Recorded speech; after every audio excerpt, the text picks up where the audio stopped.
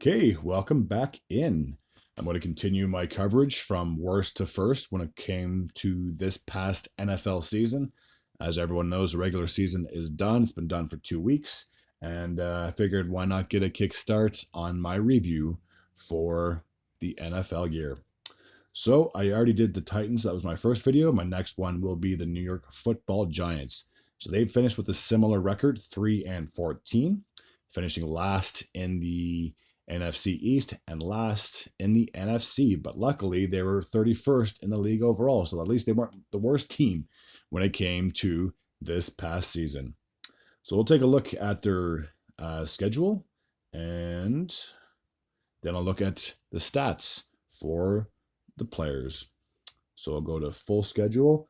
I always skip the preseason because the preseason never counts for anything. You could finish perfect 3-0 or be 0-3. It means jack squat when it comes to the regular season.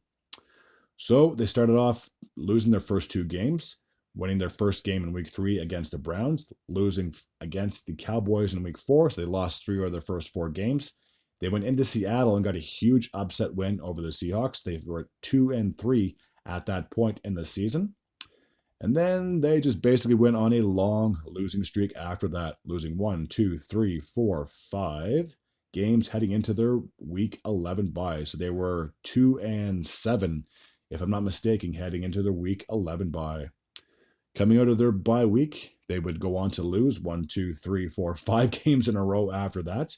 They would finally end that losing streak against the Colts in week number 17, and then they would lose their last game of the season against the Eagles. So they won against the Colts and Seahawks and Browns. That was pretty much it for the Giants schedule.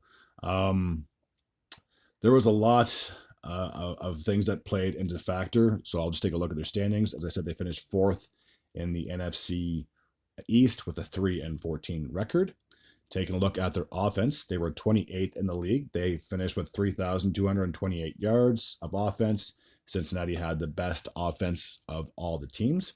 Receiving yards, they finished 29th in the league with 3,521 yards. There, I just didn't scroll up far enough, sorry. When it came to first downs, they finished 19th in the league. 19th in the league with first downs at 89. To Detroit's 136. The rushing yards, they were 23rd in the league. They had 1,783 yards of rushing. So that's both running backs, quarterbacks, and if any wide receivers did any sweeps or whatever it is. So not too good. And then when it came to their points total, they were 31st in the league. They finished with 273 total points in 17 games this past season. Okay, now I'll switch things over to the defense. So they were 10th in sacks. They had 45 on the year. The interceptions, they were 31st in the league. They only had 5 picks in their entire team. And you can see Minnesota had 24. Forced fumbles, they were 11th in the league in that category. They forced 16 fumbles. Tackles, they were 19th in the league. They had 650 tackles. And that's it for their stats for defense. Special teams, field goals made, they were 27th in the league. They had 23 field goals made on the season. Their field goal percentage, they were 23rd in the league with 82.1%.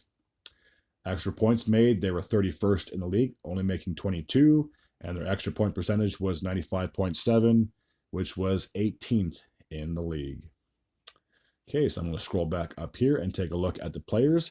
Now, it's not going to show everybody for the player-wise. Daniel Jones is on here, but he's no longer a member of the team as he was traded, I believe, during the season. So he would finish the season with 2,070 passing yards. He had a 63.34 completion percentage. He had 8 touchdowns to 7 picks. Malik Nabers, the number 1 wide receiver, he would finish with 1,204 receiving yards, 109 receptions for 7 touchdowns. Wan'Dale Robinson, the other wide receiver, would finish with 699 receiving yards. So he just needed 1 more yard to get to 700. That close. He would have 93 receptions and finished with 3 total touchdowns. Tyrone Tracy Jr., the running back, would finish with 839 rushing yards on 192 attempts and 5 touchdowns. Devin Singletary would finish the year with 437 rushing yards, 113 attempts, and 4 touchdowns.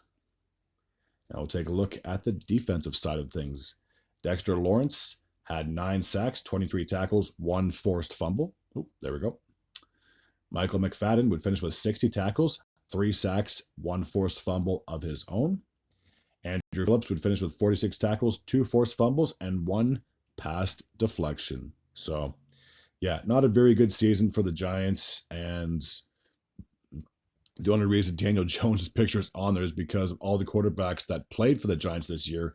He would finish with the most passing yards, even though he got traded. And yeah, that to me, I'll still never understand overpaying players. And unfortunately, he's not going to be the first guy that got overpaid and underperformed, and he won't be the last. I have complained about that contract ever since he signed that deal, and obviously nowadays everything gets posted and gets made public, so it's hard to keep anything confidential. But he had one winning season with New York. That was it. Yes, they went into Minnesota and got a wild card win. This was like 2 years ago, if I'm not mistaken. But then they lost to the Eagles in the division round afterwards, and they just weren't the same team after that. So I'm glad they got rid of him, but I guarantee they still have to pay some of his salary. There's no way that he's getting paid what he was owed on the team that he's on now. And why I can't remember where he is going to drive me insane. I know I did a video of him getting traded, but I can't remember where he got traded to. But either way, he's no longer a member of the Giants. And for New York, you're going to have a number 2 pick in this year's draft unless someone trades up. There's no way the Titans are giving away that number 1 overall pick. Let's be realistic about that. So if you can't get a quarterback first thing, they have a lot of needs pretty much almost everywhere, if I'm going to be blunt. But they do need a quarterback. So, I mean, is it unreasonable to think that 2 quarterbacks won't get drafted back to back? Not really. It's possible, but I guarantee there's other players at other positions that could be in the top 5 that aren't quarterbacks. So for the Giants, they clearly need a QB. I don't think DeVito is the answer either. And Drew Lock, he's been iffy. I'll be honest, I was a little disappointed when Denver traded him to Seattle, but he didn't really play much for the Seahawks. And when he did play for the Giants this year, he really wasn't that much of a factor. I think he had 1 good game, but that's pretty much it. So for the Giants, again, it's going to be pain. It's going to be very painful for next year and maybe even years to come, because the NFC East is just stacked with, I'm going to say, 3 really good teams. 2 really good teams. Dallas is, I don't know, I'll get to Dallas in just a second. But next year, I think the Eagles should make the playoffs yet again. The Commanders, they've made a push late in the season, and I wouldn't be surprised if they also made it again next year. Now, is it possible that one of those teams get in? Yes, it is, because it's almost impossible to make it back-to-back years in the playoffs, especially when it comes to the NFL, considering only 7 teams out of 15 teams make it into or 16 teams make it into the dance. So, but I think the Commanders are going to be competitive next year. The Eagles, I just said, they should make the playoffs again. And as for the Cowboys,